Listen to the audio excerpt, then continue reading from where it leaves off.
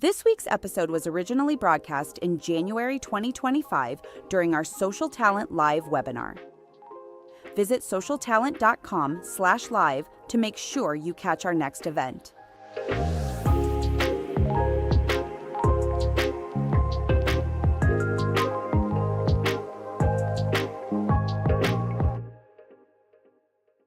Allie, as our last panelist, it's a pleasure to welcome. Allie is the Senior Manager of Talent Assessment at Splunk. If you haven't heard about Splunk, maybe Allie might kick off by telling a little bit who they are. And we want to talk about how do you embrace AI in hiring. So Allie, so good of you to join us from the East Coast of the US. I wonder if you might introduce Splunk to those of our listeners who may not be familiar with the organization and why particularly AI is important to you and your organization. Absolutely. So Splunk helps to make organizations more resilient. We build and deploy AI and machine learning solutions for our customers to help provide visibility and context across their most complex systems. So, Allie, Splunk has developed a clear AI philosophy for hiring, aligning HR, legal, DI teams. I first had the pleasure of hearing about how you implemented this and what you did live when we were in Nashville over the summer. But I'd love to understand what were the driving factors behind this philosophy and how did you ensure alignment across the different groups that were involved? Absolutely. So this really started as a need when I was hearing from multiple hiring teams. I was sitting in on interview debriefs with a number of teams and picking up on common questions, common concerns about how they were handling candidates who they were suspecting that were using AI, whether it was resume enhancements or in the interview itself. A lot of the same things that have been discussed in chat and through the two other panelists earlier today. And the hiring teams were handling these situations in a variety of different ways.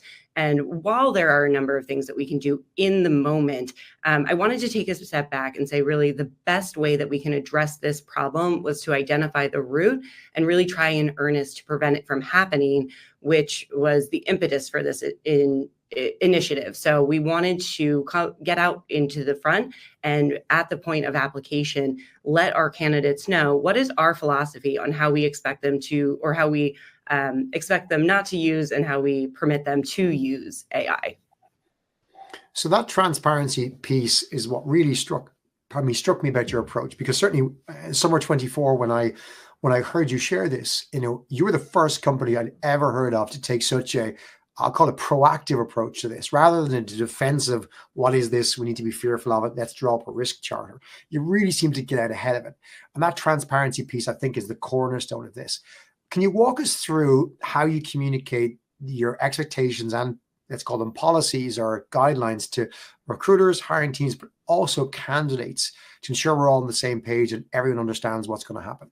Yeah, you're absolutely right. And last year when we were thinking about this, there really were three approaches. You can keep your head down and see what everyone else is going to do and not say anything to your candidates. And then that was the situation where we were in, where hiring teams were saying, well, what do we do now?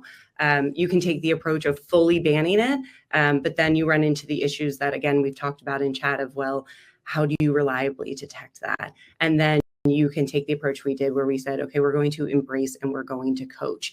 And so we include the philosophy right on our career site. So as our applicants are looking for their next opportunity with Splunk, there are multiple places on our career site where it is linked. We created sort of a cheeky video that goes over the do's and don'ts, and that is available on our LinkedIn pages, on our socials, and it is available in our candidate communications as well. And we trained our recruiters to become comfortable with these guidelines so they feel really empowered to have the conversation not only with candidates, but also with their hiring team. So when our recruiters are meeting with their hiring leaders in that rec strategy meeting, this is really a core part of the conversation when they're talking about the overall hiring process. So you emphasize as an organization that AI should enhance candidate capabilities rather than replace them.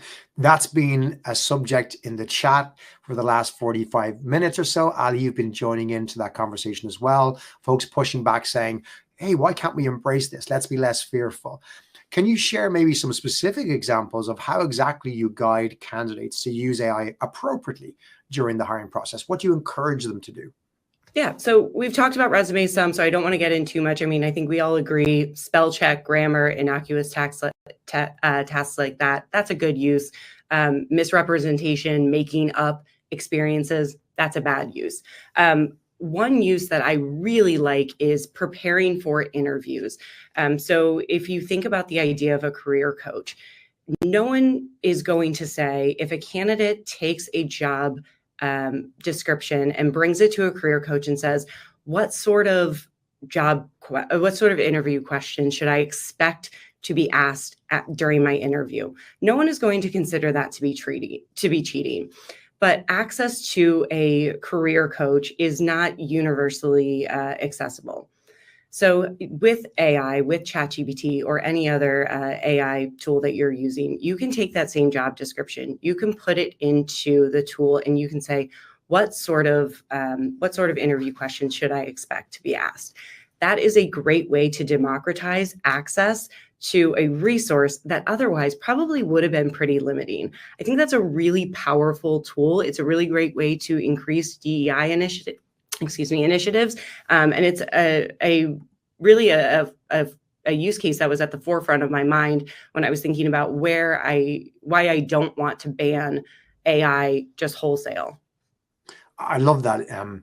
We saw this kind of challenge with candidates, folks from marginalized backgrounds, people who are doing, who are, internal hires who haven't done an interview in 7 or 8 years. We saw this in SocialTalent as a challenge, and we developed in our platform, for example, a way for you to practice, literally voice practice. You can go do an interview as a candidate 100 times if you want to, which I know as a recruiter, I used to work in staffing agencies, Allie, and it was the big thing you did with folks who were nervous or inexperienced was you just did mock interviews, right? Mm-hmm. Very hard to scale that and to give everyone that approach before AI, but I agree with you. It's a wonderful approach. And actually, I'm doing a session in Dublin tomorrow for staffing recruiters on business development and how to do cold calling. And actually, we're going to be demonstrating a tool where you can practice a cold call, where AI will be the potential person you're cold calling, and they'll respond dynamically to what you say. And this ability to practice is brilliant. It's not cheating, it's practice. It's scale practice. And your point about democratizing it is wonderful. Everyone can access this with even a free ChatGPT account. You can get that up and running. That's exactly right. And that is enhancing, that is not replacing. I love that. And it's come up in the chat, by the way, where we've, a lot of people are saying, well, how do you basically make sure candidates don't do the things we don't want them to do with AI, like the blatant cheating or fabrication? So talk to me about the policies on the other side that you say candidates should not use AI for, and how do you communicate those? We communicate them through the same mechanisms, through our policies that we put on our career site, and through the same communications that we have. In the same behavioral interviews, we absolutely tell our candidates that reading from or referencing AI-produced content is not a true representation of their skills, their qualifications, and potentially even their experiences. In technical interviews, using AI to check for syntax errors, perfectly acceptable. But copying and pasting full code segments and presenting that work as your own, that's not acceptable. When you are in a technical interview and you are collaborating with an engineer from Splunk, being transparent about how you are or are not using an LLM is absolutely an expectation. And similar to what I believe Paul mentioned, we empower our interviewers to be transparent with our candidates, asking them how they are using it and setting the stage if that is breaching our expectations, if it is going against how we are expecting our candidates to use the LLM, setting that stage, giving them benefit of the doubt, giving them a chance, and then reinforcing it. Liam, who's listening and on the chat, has probably best encapsulated what I think is the audience feedback on what you're saying here, Allie, which is, genius of declaring expectations to candidates before the interview, levels the playing field, builds trust, and shows the employer acknowledges the impact of Gen A technology. And I think this is particularly pertinent for an organization that, like yourselves, that are trying to hire folks who ideally embrace AI and understand AI as well, which is really, really important. So kudos for that. And I think that's what struck me as well, Allie, is that this is a real positive step. Like, I think anybody can can take this step. It's still surprising how few organizations do take this step, because it's they're still fearful. They're still in those two other phases, so to speak, or levels that you mentioned. I'm wondering, by the way, you mentioned obviously the role of the recruiters and the hiring managers. You talked about how you set expectations for the candidates. But what kind of guidance or tools have you provided to the recruiters in your team and the hiring managers to help them have the confidence in navigating AI in the hiring process and being comfortable having those conversations with candidates? Sure. So AI, of course, is a new way for candidates to get their foot in the door. Again, goes back to the conversations we've had live on this webinar and also in chat. But it highlights the need for interviewers to be fully confident in their ability to deliver a high quality interview. So they need to know how to align job expectations with questions. And most importantly, they need to know how to probe for detail. If they are getting questions that are well structured but generic, as another panelist said earlier, they need to know how to probe and get the actual details to validate that the candidate has the knowledge, skills, or abilities that align with the expectations on the role. And so that's really what we are focusing on for our interviewers. We're not trying to have them be vigilantes and experts in detecting AI. We are trying to have them be experts in detecting skill validation. I love that. I know, if you don't mind me saying, Splunk and Cisco, that you're part of the Cisco family, have been really successful in augmenting our program for your hiring managers and recognizing years ago that it's important to enable folks to be able to probe. And I think that, to me, has always been the best way. If you know how to interview well, you're a good interviewer, then you need not to worry about AI cheating, because you have a structured process that gets to the truth. And I've never seen a candidate using all the AI tools available get past that if you have a good interviewer. So it still comes down to that human skill. Speaking of that human-centered practice, I know Splunk embraces AI as a technology-forward organization, but you also strive to balance this with very human-centered practices.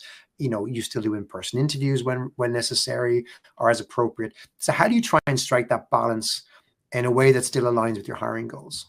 Sure. So AI is the future of Splunk as a company, and no one can deny that AI is changing the talent acquisition landscape. But we will always have a human in the loop. That is a core philosophy of our talent acquisition program at Splunk and at Cisco. When it comes to in-person interviews, when feasible, they're a great solution for a final round interview, but it's not always possible for all teams in today's virtual world.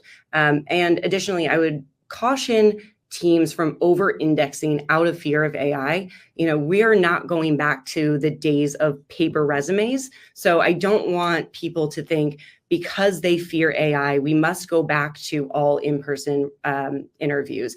That obviously has a huge cost to the business, but it also has a very big cost in terms of DEI when we are shrinking the applicant pool by saying we are only going to look at applicants who live geographically near the office.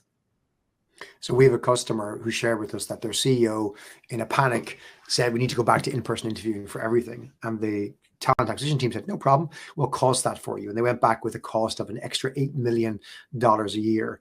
The CEO quickly changed their mind and decided we'll try and find a technological solution. So I'd 100% agree with you, Allie, but I see it as a knee-jerk, and lots of leaders may do that, and we need to be ready for them. I really appreciate your insights. The audience loves it. I'm going to ask you one final question, maybe a final takeaway for leaders listening to this who are looking to embrace AI in their hiring process, who like what you've done with your team in Splunk. What steps would you recommend they take to establish those clear policies and ensure transparency? What lessons can you share with them? First, I would look internally at your own organization's AI philosophy. If you don't have one, you're going to need to start there. Your philosophy should align with your organization's stated values and your lived employee experience. And lastly, don't try to take this on in a silo. You are going to need partnership from a number of teams internally. This should not be a TA owned and driven initiative that does not bring in your legal teams, your security teams, your partner organizations from DEI, et cetera. Allie, thank you so much. I think that's been a hugely helpful way to end our session. Tons of advice there. I can't see a reason why anyone here wouldn't take your advice, use that as the template. I love what your team is doing, Splunk. I love that you're leading in this as well and coming out as an organization. Hopefully we'll set the scene for the rest of TA. Allie, thank you so much for joining us this morning from the East Coast. I hope you have a great day, and we'll hopefully have you back on soon. Thank you so much.